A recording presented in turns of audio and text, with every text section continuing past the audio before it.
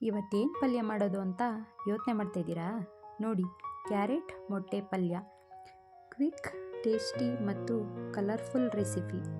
ಹೇಗೆ ಮಾಡೋದು ಅಂತ ನೋಡೋಣ ಬನ್ನಿ.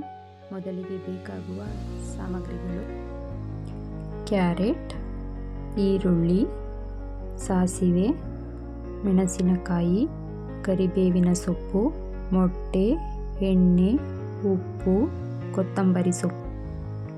ಒಲೆಯ ಮೇಲೆ ಒಂದು ಪಾತ್ರೆಯನ್ನಿಟ್ಟು ಅದು ಕಾದ ನಂತರ ಎಣ್ಣೆ, ಸಾಸಿವೆ, ಮೆಣಸಿನಕಾಯಿ, ಕರಿಬೇವಿನ ಸೊಪ್ಪು, ನಂತರ ಈರುಳ್ಳಿ ಹಾಕಿ ಚೆನ್ನಾಗಿ ಫ್ರೈ ಮಾಡ್ಕೋಬೇಕು.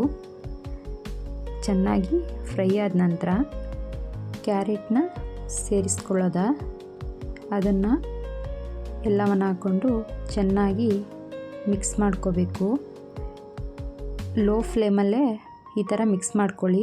ನಂತರ ರುಚಿಗೆ ತಕ್ಕಷ್ಟು ಉಪ್ಪು ಹಾಕ್ಕೊಂಡು ಒಂದು ಲಿಡ್ನ ಕ್ಲೋಸ್ ಮಾಡಿ 1-2 ಮಿನಿಟ್ ಬೇಯಿಸಿ. ನೋಡಿ, 2 ಮಿನಿಟ್ ಆದಮೇಲೆ ಈ ಥರ ಬೆಂದಿದೆ.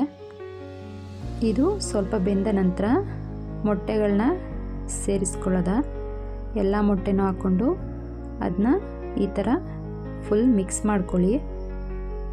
ಮಿಕ್ಸ್ ಮಾಡಿಕೊಂಡು 1-2 ಮಿನಿಟ್ ಲಿಡ್ನ ಕ್ಲೋಸ್ ಮಾಡಿ ಬೇಯಿಸ್ಕೊಳ್ಳಿ. ಕ್ಯಾರೆಟ್ ಮೊಟ್ಟೆ ಪಲ್ಯ ಚಪಾತಿಗೆ ಸೂಪರ್ ಕಾಂಬೋ. ನೋಡಿ, ಕ್ಯಾರೆಟ್ ಮೊಟ್ಟೆ ಪಲ್ಯ ರೆಡಿಯಾಗಿದೆ. ನೀವು ಒಂದ್ಸಲ ಟ್ರೈ ಮಾಡಿ, ಹೇಗಿತ್ತು ಅಂತ ಕಮೆಂಟ್ ಮಾಡಿ. ಪ್ಲೀಸ್ ಸಬ್ಸ್ಕ್ರೈಬ್ ಮಾಡಿ, ಶೇರ್ ಮಾಡಿ, ಲೈಕ್ ಮಾಡಿ. ಮತ್ತೆ ಮುಂದಿನ ವಿಡಿಯೋದಲ್ಲಿ ಭೇಟಿಯಾಗೋಣ. ಧನ್ಯವಾದಗಳು.